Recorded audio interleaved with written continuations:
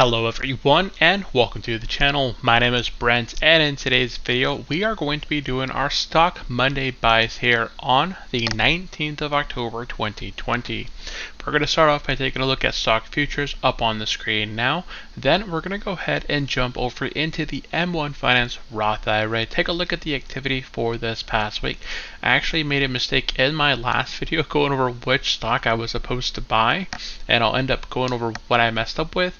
And then we're going to go ahead and go over what stock I'm planning to buy today on this glorious Monday. So if you are brand new to my channel, have not yet subscribed, go down below, hit the red button to subscribe, make it gray, hit the bell to be notified every time we release a brand new video, and of course give this video a thumbs up, make it blue, and let's go ahead and get into the video.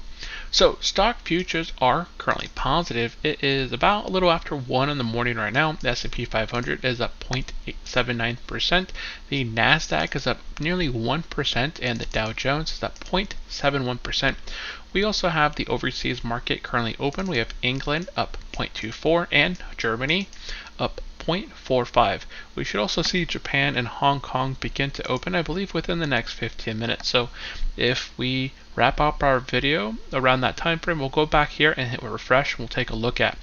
Again, we cover the stock market, dividends, and real estate here on the channel. Now, jumping over into the portfolio, I want to start off by going over my mistake last week. So I was supposed to buy AbbVie for $87, $88 last week. Instead, I had actually gone with ticker symbol UGI. Now the reason for that is because last week, let me go ahead and show you the video here. So last week I got really excited about buying AbbVie. I was like, you know what, I'm focused, I'm going to buy AbbVie, plus I have some cash over in my Merrill Edge account. So what I did here is I had the entire portfolio selected. I didn't go into AbbVie individually. I went into the portfolio in itself and had selected $65.70 into the total Roth IRA. So what M1 Finance did in this instance is that they took a look at my portfolio. They took a look at my account. They looked at my account. They looked at my actual percentages to my target percentages, and they looked through here and they said, you know what? UGI Corporation makes up 1.5% of this Roth IRA, 6% total. And there's not a lot of positions out there that have less than 1.5% actual percentage based on my target percent. So what M1 Finance over here did is that they decided to invest in UGI. And that is completely fine. I'll go ahead and showcase, the performance of UGI versus AbbVie, if I had bought one over the other.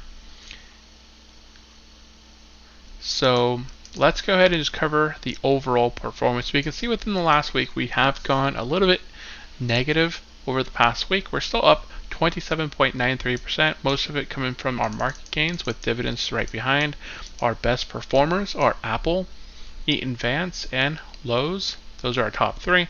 Our worst three performers are Simon Property Group, Tanger Factory Outlet, and Chevron. Chevron, actually really interesting to see that would now dip nearly 40% there into the red.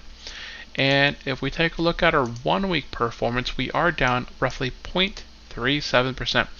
Now the other indexes are up 0.19% for the S&P 500, the Dow Jones 0.07 to the upside, and the NASDAQ is up 0.79%. So all three of the main indexes are positive last week, whereas mine did go down last week quite a bit. And it looks like that could have been factored in by a lot of the REITs, some of the communication companies, and some of the retail, pretty much retail down here, these retail real estate investment trusts that are within retail. So they definitely kind of hurt the portfolio a bit more than the other indexes. Now, as far as the activity goes this past week, again, we bought that one UGI because it was a tinier actual percent of our target percent.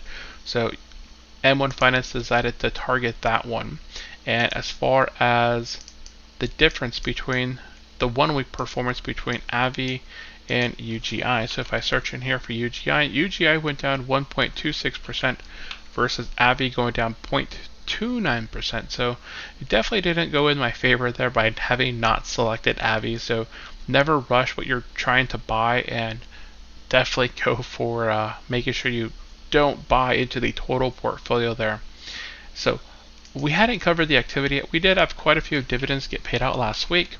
So starting with Cardinal Health, we were paid out $6.69 from Cardinal Health. We were paid another $6.69 from Essex Property Trust. We were paid $4.94 from Main Street Capital, and we were paid $3.03 from Realty Income. Oh, I also missed that WP carry of $10.13.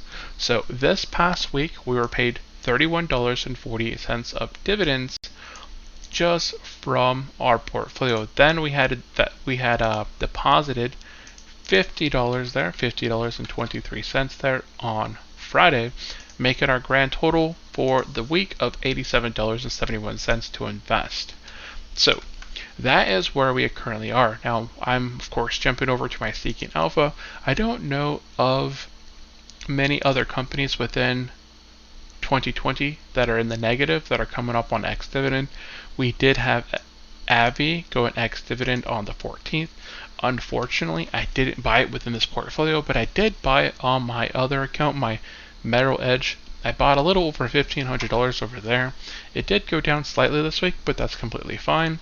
I'm buying it and holding it for quite a while. That nice hefty dividend is going to continue to get paid out. And that's basically what was paid out to shareholders. So that loss for the week is basically just a dividend getting withdrawn and paid out to their shareholders. Now, today is the 19th. So we do have Lowe's, Caterpillar, Eaton Vance, and a few others coming up on ex-dividend. Now, I do believe that Caterpillar is currently negative in the portfolio. I haven't updated this for this past weeks. I was about to update it, and then I went to go check which stock I had purchased, expecting AVI. It did end up buying UGI Corporation right here, and UGI Corporation is down by 0.5%. Now I am looking for Caterpillar right there. It is positive by 17%. So Eaton Vance, I know that one just shot up recently. Realty Income and Pfizer. Pfizer could be an interesting one there. It is a 4.43% now. And we have Main Street Capital, Stanley Black & Decker. That one, I haven't seen that one in quite a while. Let's see, are you up? Where are you? SWK. Oh, wow, it shot up quite a bit. It is now up 27.43% there. McDonald's, Lockheed Martin, and Walmart, those are all really good performers. So I think Pfizer, it is coming up on ex-dividend on the 5th of November. So we do have a few ways out. Lowe's and Caterpillar. Lowe's is one of the high performers up here, nearly 95% up. My yield's at 2.65, whereas it's currently offering a 1.35, so it's not the best buying yield and the price at the moment. You can see here I bought it for 90. It's now worth 177. I really wish I had purchased more of that company at the time, but you know, here we are. And looking at a few of these other positions, you know, I do like Cisco. I do think that Cisco at this $40 range is a good price. It doesn't have, you know, the $800 in it that I'd like to see. Let's see, you know, looking at some of the ones that are down in the red, we have Cisco, which I don't believe they would cut their dividend.